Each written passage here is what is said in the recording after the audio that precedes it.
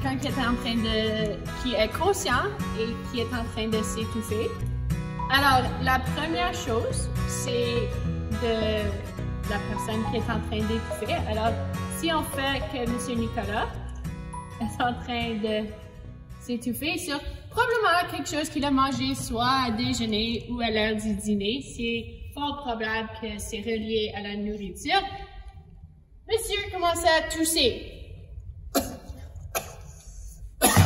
Okay. Il y a une différence entre quelqu'un qui est en train de s'étouffer et qui a un rhume.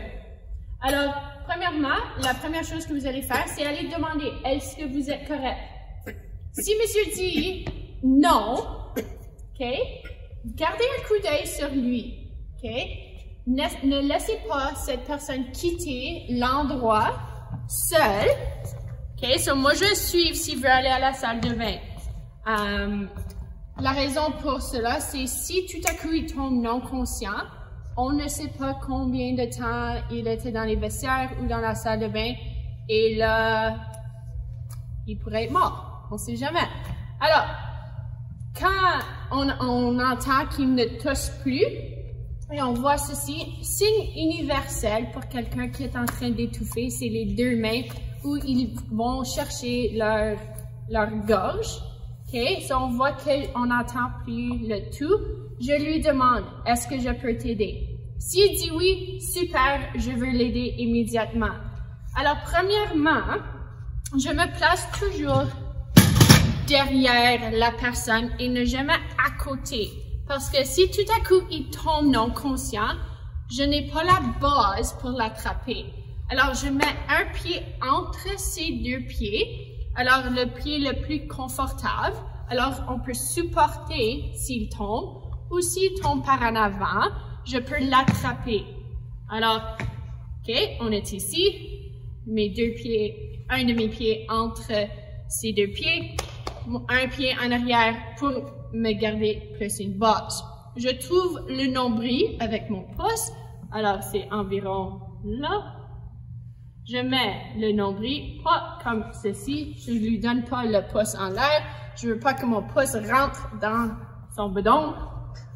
Je le mets là. Je mets une main par-dessus et je pousse dans une direction de J. Je veux sortir l'objet. OK?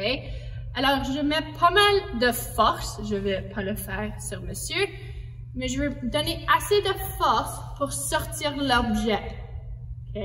Je continue à faire ceci, soit que l'objet sort, ou si tout à coup, la situation devient pire, puis je fais ça pendant plusieurs minutes, tout à coup, la couleur de sa peau change de couleur, ou ça fait 2, 3 minutes, 4 minutes, 5 minutes que je suis en train de faire ceci, rien arrive. C'est à ce temps-là que je veux dire, Monsieur Ibanez, peux-tu aller appeler 911?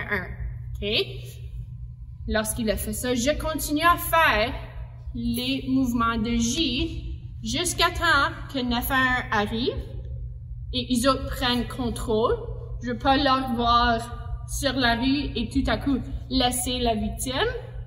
Je veux continuer jusqu'à temps qu'ils arrivent, ils autres prennent contrôle, moi je reste autour. OK?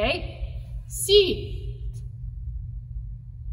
la victime, tout à coup, tombe non conscient, OK? Je veux leur guider par terre, que maintenant, et je veux supporter la tête, so ils ne cognent pas la tête, et leur laisser et faire la prochaine technique. Alors ça, c'est qu'est-ce qu'on doit faire avec une victime qui était conscient et soit on sort l'objet ou il tombe non conscient. Si on réussit à sortir l'objet, si on a réussi à sortir l'objet, 109 à 1, super! Oh, monsieur a avalé un ballon de soccer. OK? On va la rassurer, on va dire, c'est correct. On veut aussi mettre cette personne dans une position confortable. Alors, on va peut-être les asseoir contre un mur. OK? On va rester autour d'eux. On pourrait les mettre aussi dans une chaise et être autour d'eux aussi. Je veux encourager cette personne d'aller au docteur. Ça se peut qu'ils ont fait du dommage avec l'objet qui était dans la gorge ou avec mes mouvements, je pourrais endommager les côtes. OK? Alors, on a sauvé une victime aujourd'hui. Bonne journée.